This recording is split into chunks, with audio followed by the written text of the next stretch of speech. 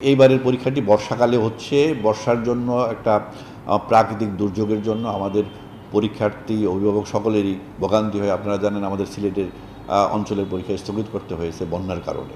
তো এই পরীক্ষাটি আগে এপ্রিলেও হতো। তো আমাদের কোভিড-19 কারণে আমরা এটা পিছিয়ে গিয়েছিলাম।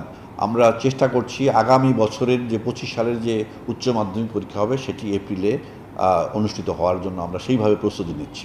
আমাদের ঢাকা মহানগরীতে জায়গার সংকট, যে অভিভাবকদের জন্য ছাউনি করে তাদেরকে বিশ্রাম করানোর জন্য ওরকম জায়গা কিন্তু সংকট আছে। তারপরেও আমাদের অভিভাবকরা আসেন, বিভিন্ন জায়গায় স্ক্যাটার থাকেন। তবে আমাদের পরামর্শ হলো যে অভিভাবকরা মানে যেন বাচ্চাকে দিয়ে আবার চলে যান, যাতে করে মানে এই যানজট বা কোথাও কোনো রকমের মানে কোলাহল সৃষ্টি না করেন, কোনো কেওয়াজের সৃষ্টি না করেন, সেইভাবে তাদেরকে থাকার জন্য আমরা পরামর্শ দিচ্ছি।